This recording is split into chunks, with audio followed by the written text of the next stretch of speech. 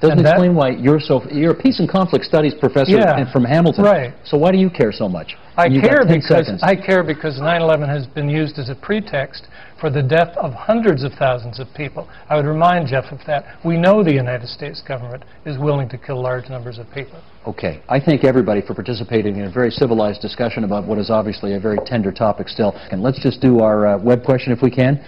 We asked everybody at the beginning of the program, as far as 9/11 is concerned, what's your view? Did the U.S. government make it happen, let it happen, or neither of the above? We asked people to log on to tvo.org and register their appointment. 72% of the people watching this program tonight said the U.S. government made it happen.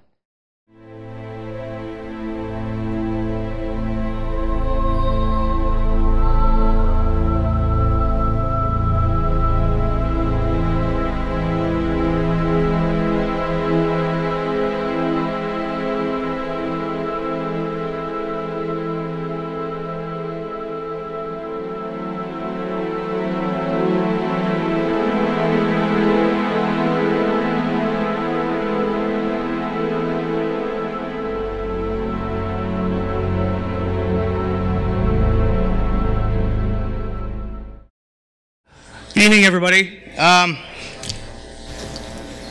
just like to open up with a definition that I really like, and it's a definition of cognitive dissonance. And it's something that I've had to deal with extensively for the, for the past couple of years. It's a psychological phenomenon which refers to the discomfort felt at a discrepancy between what you already know or believe and new information or interpretation. Why would I give you that definition? I think it helps people understand why everyone doesn't get it when discussing 9/11. And for me 9/11 is a very big deal. My name's Jay Foreman. I was a combat engineer with the Canadian Armed Forces for just about 13 years. A combat engineer, the role of the combat engineer is to assist friendly troops to live, move, and fight on the battlefield and to deny the enemy the same ability. What does that mean? Well, that simply means, one small example of how it relates to 9/11 is we had to blow up bridges. So I have a bit of experience cutting steel I-beams with explosives. During my time in the military, I have done 3 operational tours. I was in Somalia, I was in Bosnia and Croatia. I did two tours at home. I was part of the Red River flood and Ice Storm 98.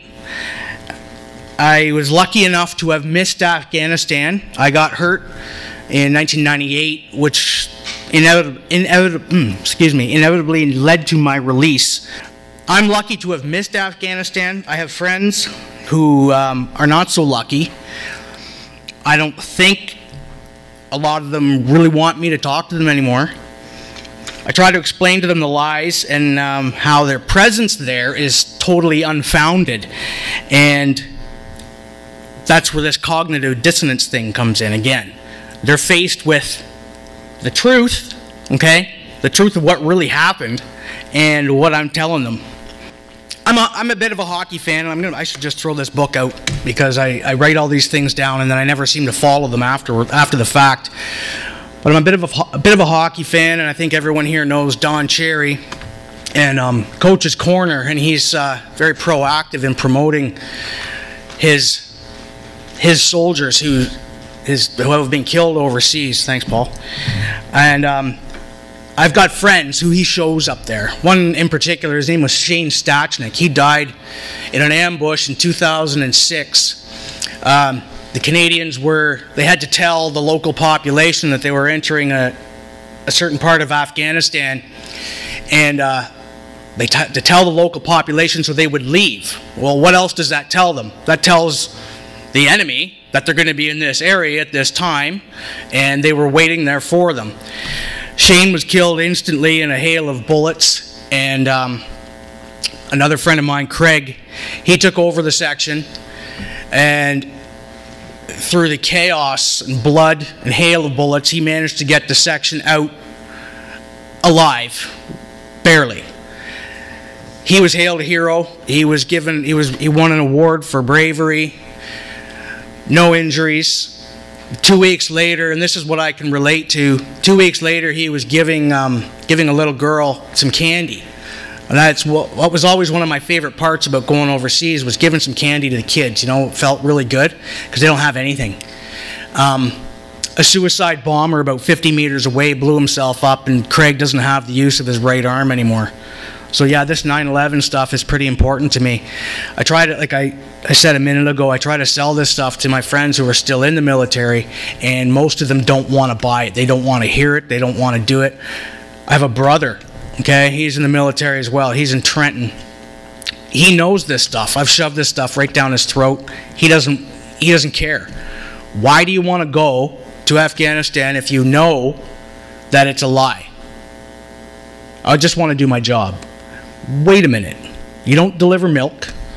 You want to go to Afghanistan to do your job, even though what the media told you is an outright lie. Yes, I want to do my job. I struggle with that. I really, really do. Luckily, I did have one, this is a good point. His name is Randy. He called me every name in the book when I presented him with this. I sent out this seminar to all my friends, and he called me a crackpot, dopehead, whatever you want to call it. And I said, well, you can call me every name in the book.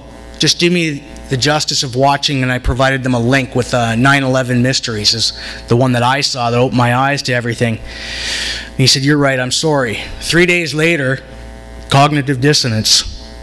Jay, I don't know what to think anymore. He was in Croatia. He was my Section 2 IC. He doesn't know how to deal with this. I don't know how to deal with this. I don't know why we were in Bosnia. I was told something, but I don't know really what was happening there. We were in Somalia doing some food and medical aid escorts. That's what they told me we were there for. What were we really there for? I don't know. That's why people like the academics who are here today, it's so important. These guys have done more research than anybody about politics and everything behind the scenes, and investigative journalists like my friend Jim. You know, these are important people who are bringing to light and asking the hard questions and telling the people who don't know what's going on what really is going on. But our last speaker is Dr. Graeme MacQueen, and he's our heavy hitter, so to speak. I Googled his name for fun this afternoon, and I quickly realized that there isn't too much academically that he hasn't done. So I jotted some of these things down. His academic specialty is in Buddhist studies, in which he has received his doctorate at Harvard. He's helped found the McMaster Center for Peace Studies in 1989 and was the director from 1989 through 1996. Graeme recently has been the co-director of 2 projects in Afghanistan. He's currently the co-director of the project Media and Peace Education in Afghanistan, funded by CEDA, which is a Canadian International Development Agency.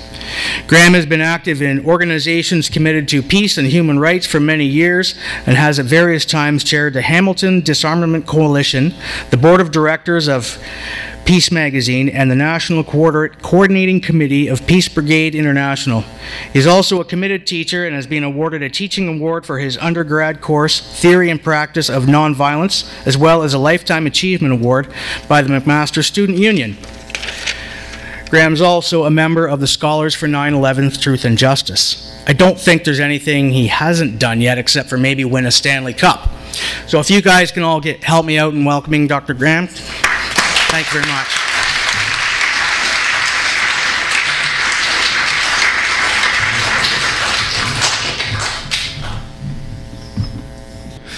Great honor to be in Walkerton. I was here and gave a talk last year. I enjoyed it very much, and I had a good feel, kind of town hall meeting kind of feel, which I like. I think one of the best ways we can raise each other's consciousness on this issue is to meet face to face, to not depend on the corporate media, and to use the internet, but carefully and wisely. Now, I do a lot of fairly fine-grained research on 9/11, and I presented some of that last year. This year, Paul said, why don't we back up a little bit and